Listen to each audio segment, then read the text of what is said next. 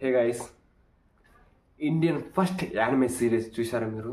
అదే అండి, కర్ణా the Guardian. కర్ణా the Guardian కర్ణా అని పేరు వినగానే వెంటనే నేను ఆ ఫస్ట్ ఎపిసోడ్ అయితే చూశాను. నేను జాపనీస్ యానిమే చూస్తాను, దాదాపు అన్ని వచ్చిన ప్రతి ఒక్కటి చూస్తూ వస్తాను.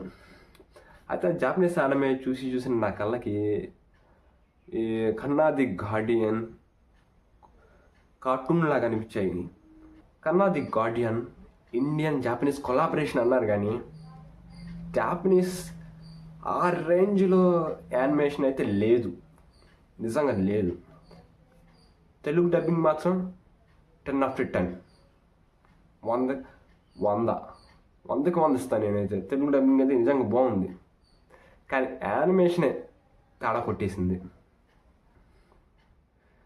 కానీ ఇలాగ మన ఇండియన్ యానిమే సిరీస్ ఎంకరేజ్ చేస్తే మరిన్ని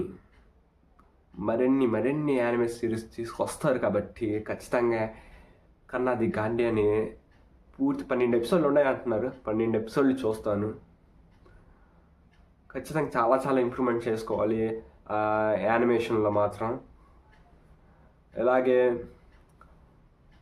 మహాభారతం, రామాయణం కూడా యానిమే సిరీస్ యానిమే రూపంలో రాబోయే భవిష్యత్తు. అంటే చదివింది కన్నా చూసింది ఎక్కువ గుర్తుండిపోతుంది మనకి. కాబట్టి మహాభారతం, రామాయణం కూడా యానిమే రూపంలో వస్తే మాత్రం మామూలుగా ఉండదు, అదిరిపోయిద్ది. ఎందుకంటే మూవీస్ అయితే హద్దులు ఉంటాయి. 3 గంటలని 2 గంటలని చాలా వరకు సీన్లే కట్ చేస్తారు. కొన్ని సాధ్యాలు అవుతాయి, కొన్ని అసాధ్యాలు అవుతాయి, కొన్ని అసలు చేయలేము మూవీస్లో మాత్రం. కానీ యానిమేలో మనం అనుకున్నట్టు యానిమే చేయగలం. ఎన్ని సిరీస్లైనా, ఎన్ని ఎపిసోడ్లైనా మహాభారతం, రామాయణం ఖచ్చితంగా చూస్తారు. ఎందుకంటే అన్ని విషయాలు ఉన్నాయి వాటిల్లో. రాబోయే భవిష్యత్తుకి తెలియాలన్నా the best way is anime. నిజంగా తొందరగా అర్థమయ్యిద్ది. ఇలా మరిన్ని యానిమే సిరీస్ ఇండియా తరపున రావాలని, ది బెస్ట్ యానిమే ఉండాలని, ది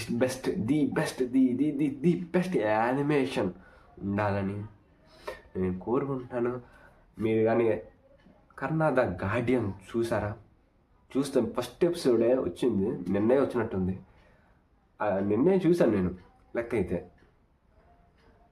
అది మీకు ఎలా అనిపించింది అనేది కామెంట్ సెక్షన్లో కామెంట్ చేయండి. ఓకే, మీరు కూడా ఎంకరేజ్ చేయండి అబ్బా.